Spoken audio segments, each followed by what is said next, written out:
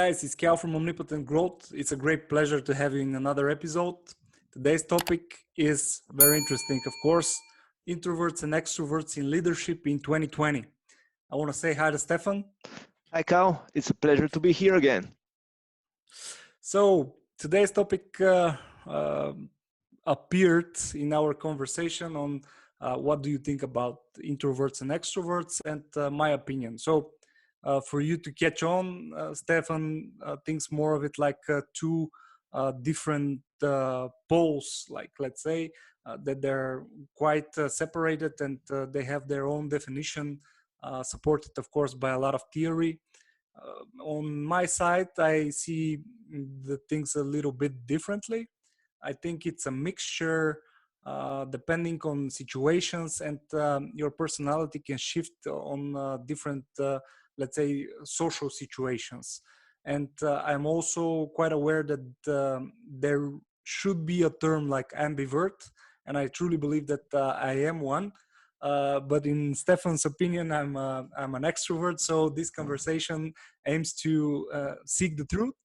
And of course, I'm urging you all to comment and to jump into the discussion, because I'm far from thinking that anyone in the world has discovered everything about that topic. So let's help each other and see how we can bring value to this conversation. So back to you, Stefan. Thanks, Kal.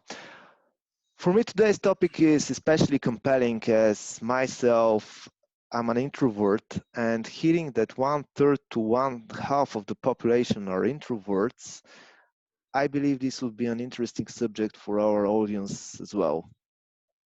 At the same time, as you said, I believe you're an extrovert, so I'll be very interested to know what is ambivert, and I'm certain that this would be an interesting talk. So let's start with the question, what is introvert, what is extrovert?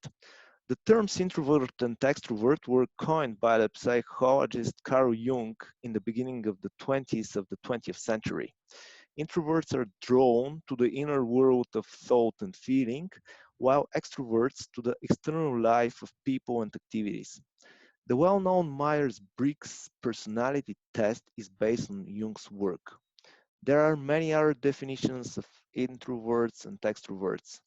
The majority agrees that extroverts make fast decisions, they're comfortable with multitasking and risk-taking. They are assertive, outgoing, and like the company of other people a lot. On the other hand, introverts work more slowly, focus on one task, and are not motivated so much by wealth and fame. In her book, Quiet, The Power of Introverts in a World That Can't Stop Talking, Susan Cain claims, and I think all of us will agree, that today's Western world is dominated by what she calls extrovert ideal. We shall be or need to pretend to be extroverted so that we are able to make it to the top of the corporate ladder. Me as an introvert have to make an extra effort to socialize, to meet new people, to galvanize a broader number of people, attributes that are important for leaders. A study by Australian scholars from 2018 claims that introverts are less likely to emerge as leaders in informal settings than extroverts are because of their inherent belief that engaging in more extroverted activities would be unpleasant. What do you think, Al? Is the introvert set to take a subordinated position? Well, I again think that it's not so simple. To go back into the words of Susan Cain, she claims that she needs to adapt to more introverted posture or let's say character, just to be able to get to the higher levels in the company. But this ambition, let's say, shows that introvert and extroverts are not defined but by what they want. Because if she wants to be on top, it shows that she wants to be in the spotlight. So when you're closer to the top, you have more exposure to media, to other people, to organizations. You have to make key decisions and be in negotiations in a room full of people, for example. All of those are like you if you're in a big enough company, you will be in a gala or in a charity event. Those things are like a standard. It's how the social world works.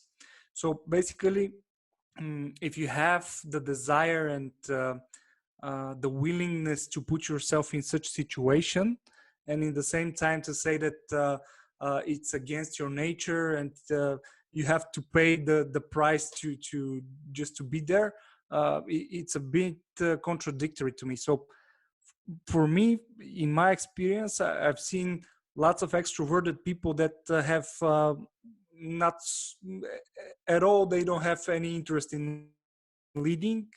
They just want to speak with other people, just they just want to communicate. Of course, I've seen people that are close to themselves, more in their heads, and somehow they attract followers, and somehow people are waiting for them to say their opinion. It really depends on how you form this environment. It depends on how you establish the team, because if you have an introverted person that can bring a lot of value but is always pushed by another person in the team, uh, always held back by the mere speed of the extrovert, let's say, this won't work, and this team is dysfunctional, and it won't last. But of course, I very much believe in neuroplasticity, which means that whichever archetype you have in yourself, if you are willing to take small steps and just go forward by developing the weaker side, you can become situationally aware, and you can become a bit in the opposite direction. For example, for me, you know that I don't run away from the crowd, and I like to talk with people. I feel energized when somebody's listening, and I'm in the conversation, I'm in the loop. But also, I very much love the time by myself, and the time when I have to this luxury to have deep work, to be in my own head, um, thinking about strategies, thinking about reflecting on some matter. And I can say it's a percentage. Like I can do that 30% of my time, but I'm also in the need of being around people, like helping. I want to see with my own eyes that something is growing out of the effort that I'm doing. And I also tend to like the work with people, which is the thing that nobody can purely define. And it makes me somewhere in between. So that's my statement on Uh, that. yeah, thanks. I think now it's the time uh, to tell us what is an ambivert. But just before that, let me tell you a quick story. I don't know if you remember when we started the MBA. I was the first in the building. We were supposed to go to Volgograd from Sofia, Mhm. so I was the first one there, and you came just after me. So I was I don't sitting just remember that. yeah, I was sitting there just saying hi, and that was it. Well, you started again smiling, telling some jokes. I mean, that's why I think you're an extrovert, because for me Yeah. this would mm, this would be very difficult to start a Mhm. conversation uh in such a jokingly light way. um Mhm. yeah, and But now, what So is it's it? again the situation. Yeah, I think the situation brings that in me. You said now is the time to talk about what is an ambivert. Yeah. By definition in psychology, an ambivert is a person whose personality has a balance of extrovert and introvert features. So this balance, again, for me, it's the situational awareness. So I'm stimulated by when I see all of the other guys in the EMBA. We are forming a group. I have a natural tendency to make experiments to see how people react, to see who is more likely to chat, who is going to be more uh, in the corners, and then uh, of course this changes in the first few weeks because people starting to know each other and the ice is melting and the walls are shattered, and then you understand how people are like. But I'm drawn to just making this first jump into the conversation and into the situation. But when you have another, let's say, situation in which we will have to make a tough decision, and then I won't be the first one to make the tough decision. If it's up to me and I have to decide, I will gather a lot of information. I will ask a lot of questions. Then I will go by myself somewhere secluded. I will think about it. I will wait it, and I will really go deeper and Mhm. then make a decision. I won't be in the hype of the people and how Yeah. they feel at the moment, because this won't be beneficial for the team. Because when you Yeah. make Yeah. decisions out of emotion, and actually this is one of the bad sides of being an extrovert, because Exactly. you're easily foolish by the state you're feeling invincible at the moment, and you Mm. take a decision based on this feeling, and then it turns out that it's Yeah. not like Yeah. that. So the situation dictates. So neuroplasticity, growth zone, trying to win over your bad behaviors and bad habits. This is the thing I truly believe in. Yeah. So, if I may summarize, so ambivert is something that takes the good sides of both the introverts with their deep thinking and the extroverts when it's needed to win. Let's hope you only take the good sides. Yeah. Yeah. Uh, yeah, I think the introverts presented oftentimes the needed balance to tame the extroverts sometimes unreasonable impetuses, their, as you said it, invisibility or perception of invisibility, of course. Mm. One of the most famous examples, Steve Wozniak and Steve Jobs, the founders of Apple. I guess everyone could tell who the introvert and the extrovert in this couple was. Mm. Um, I believe that introverts could be good leaders as well. Our ability to focus, to scrutinize and analyze deeply are valuable traits. We are also capable communicators. We base our arguments on logic, although we prefer the non-verbal communication or in smaller groups. Adam Grant, who is an organizational psychologist and professor at Wharton, conducted a research that showed that introverts and extroverts are as equally as effective as leaders. Introverts are better leaders with proactive teams where people are bringing a lot of ideas from the bottom up and they're used to taking initiative. So the introvert there, he or she is able to think the ideas over and decide what is the most appropriate for a certain situation. On the opposite, extroverts are better leading non-active teams so that extroverts energize and galvanize them and lead them to the desired direction.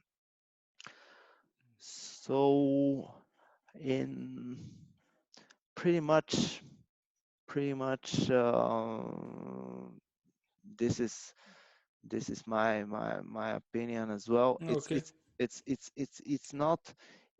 not that the people are only extroverts and introverts, but these are the two main types, and there's a of course range between them. So uh, Mm. if I may cite you, ambivert is probably the golden middle between these two types. Yeah, on that topic with which types of teams you should be able to lead, I'm pretty sure that even if you are like entirely dependent on chance and you don't make your own recruitments or your own promotions, you won't end up with a team, and a team is something of sort of a 6-10 people or above that are only Yeah. one or the other. Like you always have a mixture, and there are a lot of traits, at least in my opinion, which are not um, entirely related to those two, to being an introvert or an extrovert. Uh, you can look at the situation and their qualities in different ways. Sometimes introverts can be like you can create an environment that is opening up uh, a space for them to speak, because this type of people that are in research personality, you have to make really a safe space for them to show you what they have in mind, and to bring in the common pool of value. So there is a great book called Crucial Conversations, and there you can see how